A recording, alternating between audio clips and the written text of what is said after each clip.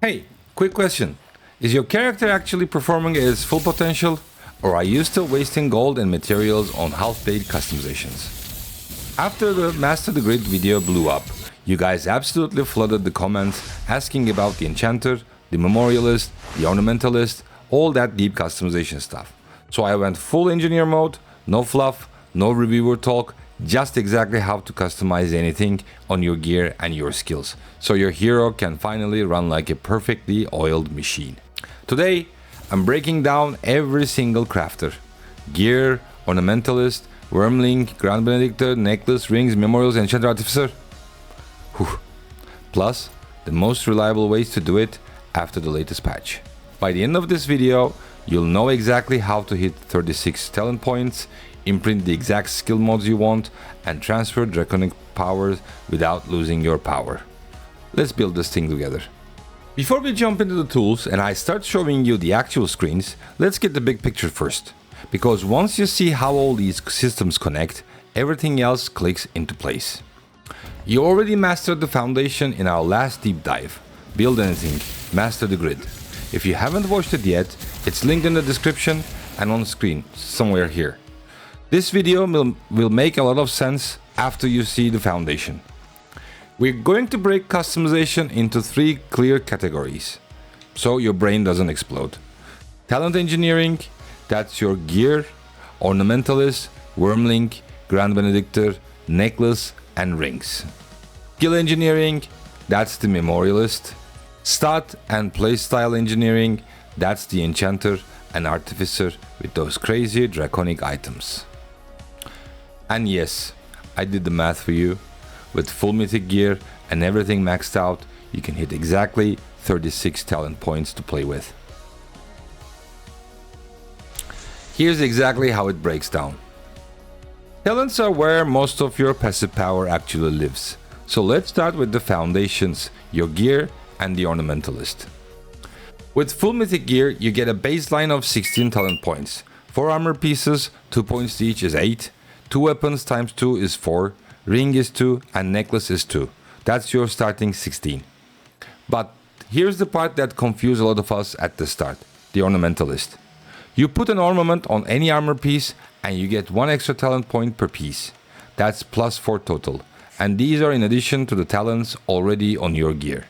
Watch this. Or this.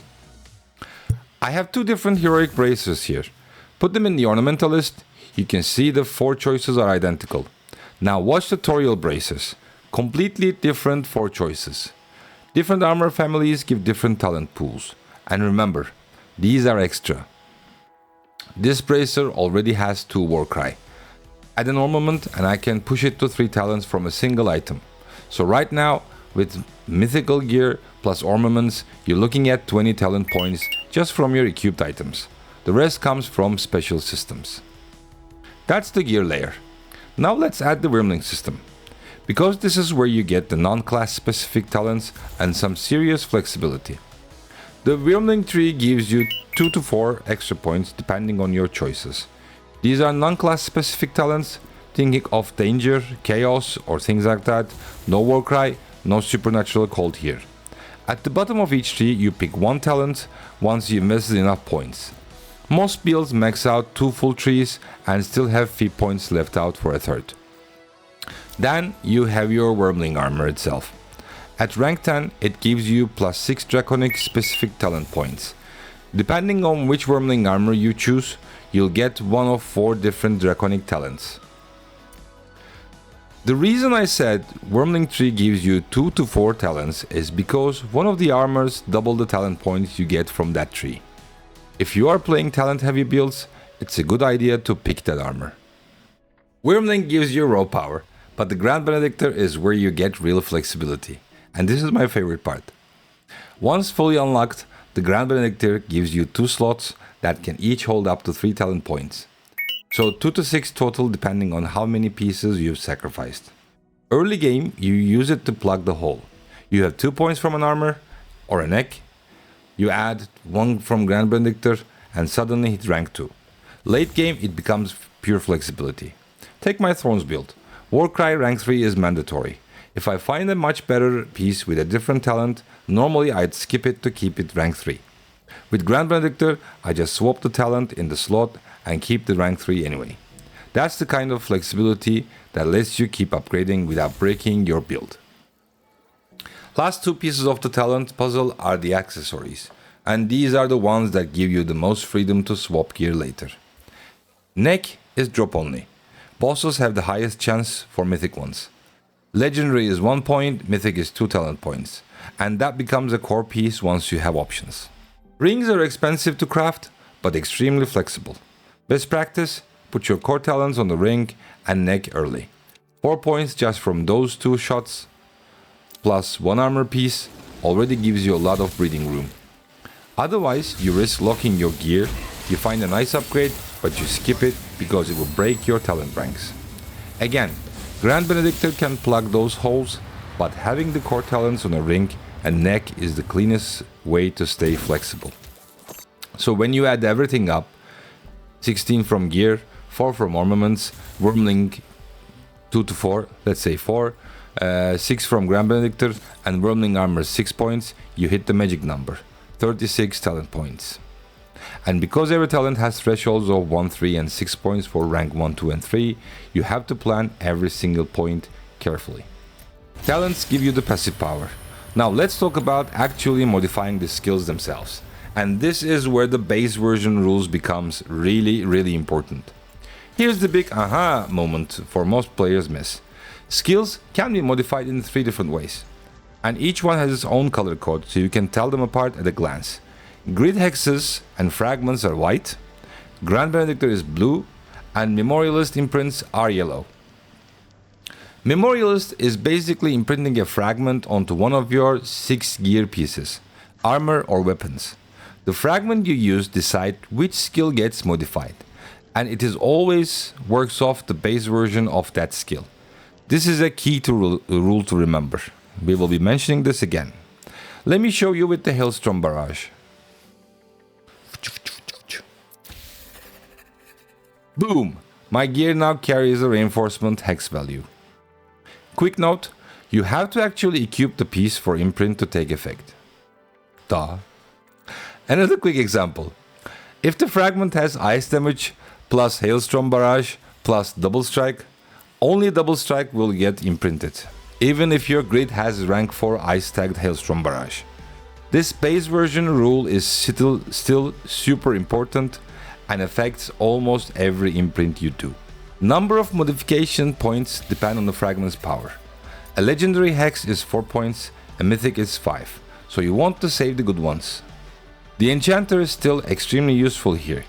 You can upgrade fragment's quality from rare to legendary or mythic, and it works great on regular gear when you find a 5fx piece with 1 bad roll. Since available hexes on a fragment depend on the highest available hex already on that fragment, you can use this to convert a rare or legendary hex to a mythic one. Just keep in mind that you cannot enchant the same modifier on the same exact slot.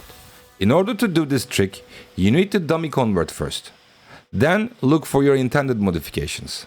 It's a costly process, but if you can find the exact fragment you're looking for, it's worth trying. The most reliable approach right now is targeted farming in Eternal's Gift combined with smart fragment banking. Keep your best 2 hexes and 3 hex fragments with the modifiers you actually want. They become gold when you swap gear and need to re-imprint quickly. Small side note, before the patch, you could swap an unwanted modifier to an incompatible one on a skill fragment, increasing or solidifying your chance to imprint your preferred modifier. The devs seem to have fixed that with the latest patch. Now the pool of available enchants only includes versions compatible with the skill. The old method still seems to work on Wyrmling skills for the moment, but it no longer works on regular character skills. So for most builds, you'll rely on good farming and base version rule. That's the current state of skill engineering. Clean, reliable, and very powerful once you understand how the base version works. So now you know how to imprint exactly what you want on your skills, even after the latest patch. We have engineered the talents and the skills. Last piece of the puzzle. is the stats and playstyle that completely change how your character feels in combat. That means Enchanter and Artificer with those powerful Draconic items. Let's finish this build. First, the Enchanter. You already saw how powerful it is on fragments. It also works on regular gear. Found a 5fx item with one roll you don't need? Swap it out for something useful. Simple, but keeps your build alive while you hunt for upgrades. Now the real fun one, Artificer and Draconic Items. Throughout your journey, you will start seeing these powerful Draconic pieces. They come with 2 big bonuses and 1 penalty. They also come in ranks. I've seen up to rank 5 so far. Obviously, higher rank means a bigger bonus and a bigger penalty. For example, plus percentage nearby damage and plus basic skill damage, but minus % far away damage. This is super build dependent.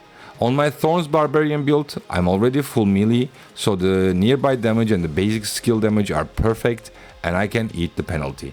But if you're playing a range, something like Axis of Toriel or Meteoric Projection, these bonuses are useless and the penalty actually hurts you. Choose based on your playstyle. Artificer is where the magic happens. You can transfer that Draconic power to a brand new item. It's slot locked. If it's on the left hand slot, it can only go onto another left hand slot item. And this is important, normally the old item breaks when you transfer, but once you get the right city upgrade, you can keep transferring the power forever without losing the item. Pro tip, don't transfer until you have that upgrade. Otherwise, you might have to hunt the same Draconic piece again. All these customization needs materials. Dust, divine ingredients, organs, minerals, whatever. But don't worry, I got you covered there too. Your 2 best friends for farming them are Eternal's Gifts and Chaos Hunts. In the next video, Farm Anything, we're going to be full engineer again on the economy math. We'll break down exactly which is better for what, how to get guaranteed Eternal's Gift, which ones are faster for XP, and how to optimize every single run so you never run out of materials again. You now have the full engineer toolkit. You know how to hit 36 talent points, imprint exactly the skill modes you want, force the perfect fragments with the Enchanter's trick, and transfer Draconic power like a pro. If this video helped you even a little bit, do me a huge favor and drop a like and subscribe. It tells the algorithm to push this kind of deep dive content to more Dragonkin players who needs it. And it keeps me making these no fluff engineer guides every week. Drop your craziest customization success or any questions you still have in the comments. I read every single one of them. And if you haven't watched it yet, go check out the Mastered Grid right now. The link is in the description and on the screen. Thanks for watching, thanks for being part of this community, and I'll see you in the next one where we learn about how to farm anything. Chewiebro out!